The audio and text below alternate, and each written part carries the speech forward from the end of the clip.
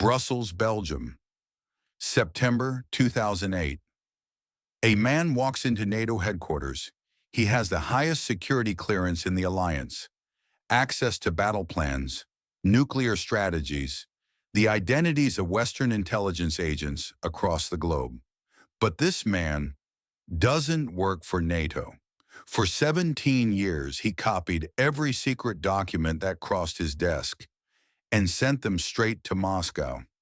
This is the true story of Herman Simm, the KGB mole who penetrated the heart of the Western Alliance, and how one mistake finally brought him down. To understand this story, we need to go back to Soviet Estonia in the 1960s. Herman Simm was born in 1947 in Tallinn, the capital of what was then the Estonian Soviet Socialist Republic, a small Baltic nation occupied by the USSR since World War II. Like many young men in Soviet Estonia, Herman had two choices: accept the system or resist it. Herman chose acceptance. In 1968, at age 21, he joined the Soviet police force. Not the KGB, just regular police, traffic violations, petty crime, nothing glamorous. But in the Soviet system, loyalty mattered more than talent, and Herman was loyal. By the 1980s, he'd risen to the rank of police inspector, married, 2 children, a small apartment in Tallinn, the perfect Soviet life. Then, in 1991, everything changed. The Soviet Union collapsed. Estonia declared independence. Overnight, Herman Simm went from Soviet police officer to citizen of a new country.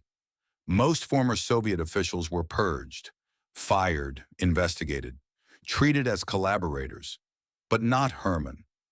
Why? Because Herman was smart.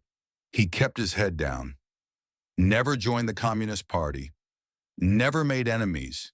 He was forgettable. Timing, slow down for emphasis. And in 1995, the new Estonian government made a decision that would haunt them for decades. They hired Herman Simm to work in their Ministry of Defense. Within 3 years, he was head of the security department, the man responsible for protecting Estonia's classified information, the man who decided who got security clearance and who didn't. In 2004, Estonia joined NATO, the North Atlantic Treaty Organization, the Western military alliance created to counter Soviet aggression. And Herman Simm? He became Estonia's representative to NATO's Security Committee. He now had access to NATO battle plans for Eastern Europe intelligence reports from the CIA, MI6, and every Western agency. The names and locations of covert operatives across the former Soviet Union.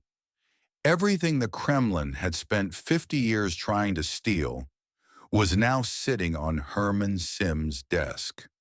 There was just one problem. Herman Simm had never stopped working for Moscow. The year was 1995. Estonia had been independent for 4 years. Herman Simm was working at the Ministry of Defense, handling classified documents. That's when they approached him. Not the KGB, it didn't exist anymore. Now it was called the FSB, the Federal Security Service of the Russian Federation. We don't know exactly how they recruited him. The FSB files remain classified, but intelligence analysts believe it went something like this. They reminded him of his Soviet past, his years in the police force. They had records, photographs, evidence of things he'd done under Soviet rule, things the new Estonian government might not appreciate. Then they made him an offer. Work for us, or we'll make sure your new employers learn about your old life. Classic recruitment, blackmail mixed with money. And Herman Simm said yes. For the first few years, the intelligence was modest. Estonian military budgets, defense contracts, personnel files, useful, but not devastating. Then came 2004. Estonia joined NATO. And suddenly, Herman Simm wasn't just betraying a small Baltic nation. He was betraying the entire Western alliance.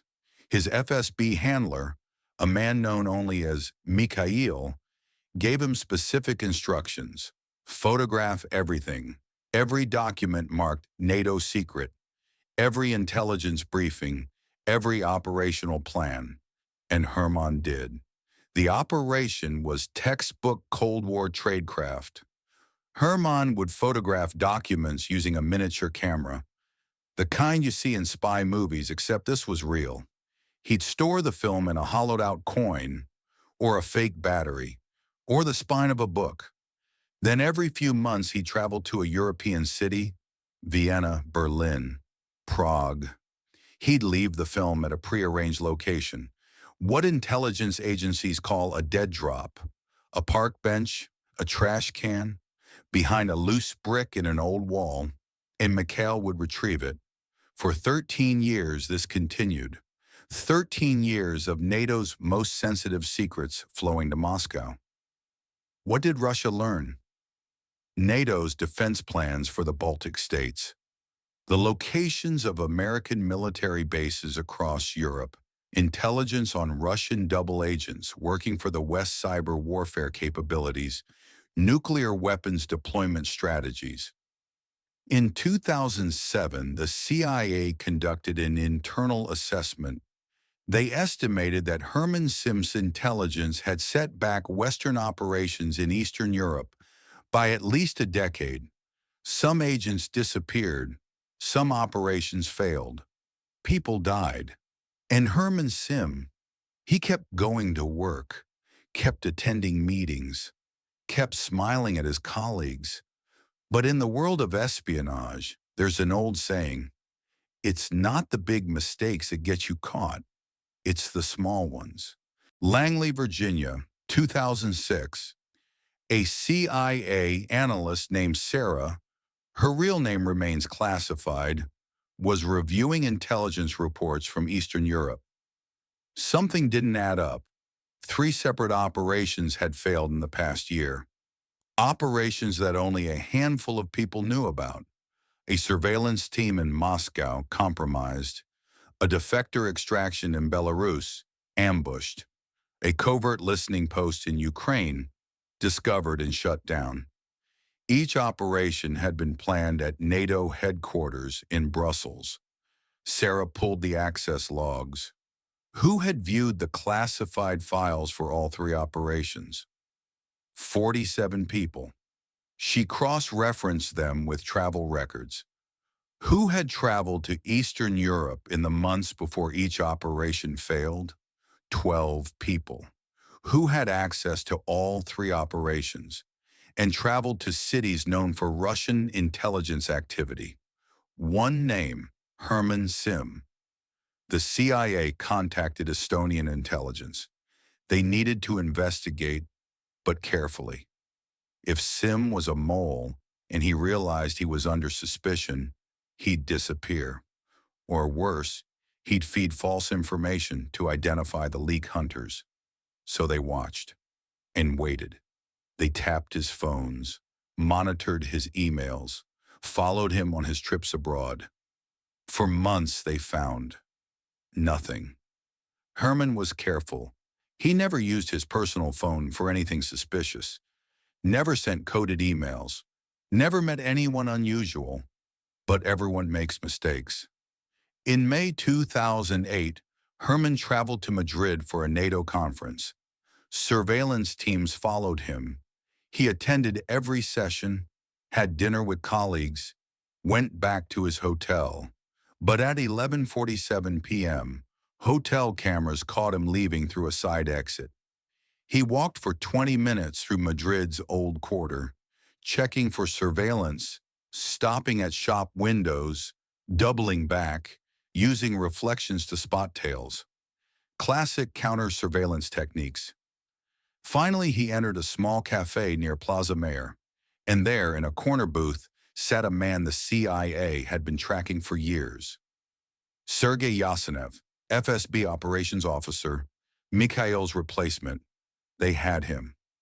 On September 21, 2008, Estonian police arrested Herman Simm at his office in Tallinn. They found a miniature camera hidden in a pen, encrypted USB drives containing thousands of NATO documents, 122,000 euros in cash, payment from Moscow instructions for dead drop locations across Europe. Herman didn't resist, didn't deny anything. His only statement, "I knew this day would come eventually." February 2009. Harju County Court, Tallinn. The trial of Herman Simm lasted 3 weeks. The evidence was overwhelming. The prosecution presented testimony from Western intelligence agencies, nearly 3,000 classified documents found in his possession, surveillance footage from Madrid bank records showing payments totaling over 100,000 euros from Russian intelligence. The charges: high treason, espionage, conspiracy against the Republic of Estonia. Herman Simm sat quietly through it all. No emotion, no outbursts, just silence. His lawyer argued that he'd been blackmailed, coerced, that he was a victim of Russian intelligence tactics. But when the judge asked Herman directly, "Why did you do it?" he said, "If it wasn't me, it would have been someone else." No remorse, no apology, just inevitability. On February 25, 2009, the court delivered its verdict: guilty on all counts. Sentence: 12 and a half years in prison, the maximum allowed under Estonian law. Financial penalty: 1.3 million euros. Compensation for the damage caused to Estonia's national security. Herman Simm showed no reaction. He simply nodded and was led away. But the damage couldn't be measured in years or euros. NATO conducted an internal investigation. The classified report, parts of which were later leaked, called Herman Simm the most damaging penetration of the alliance in its history. Because of him, dozens of intelligence operations were compromised. Agent networks across Eastern Europe had to be dismantled.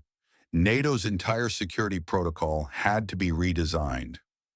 Trust between member nations was shattered. Some intelligence analysts believe that Russian agents identified through Simm's intelligence simply disappeared. We'll never know how many. Herman Simm served 11 years of his sentence. In December 2019, he was released on parole. He was 72 years old. Today, he lives quietly in Tallinn, forbidden from leaving Estonia, forbidden from accessing classified information, forbidden from speaking publicly about his case. Voice: reflective, philosophical, Kanevsky style. His wife, who knew about the espionage but was never charged, still lives with him. His children refuse to speak to him. His former colleagues at NATO, they don't mention his name. In the world of espionage, there's a question that haunts every intelligence agency. How do you protect secrets when the protector becomes the threat? Herman Simm wasn't a master spy. He wasn't brilliant. He wasn't even particularly careful. He was just patient and invisible. For 17 years, he sat in meetings, signed documents, smiled at colleagues, and betrayed them all. The best spy is the one nobody suspects. This was the story of Herman Simm, the man who infiltrated NATO's highest command, the mole who almost destroyed the Western alliance from within, and the spy who proved that the Cold War never really ended.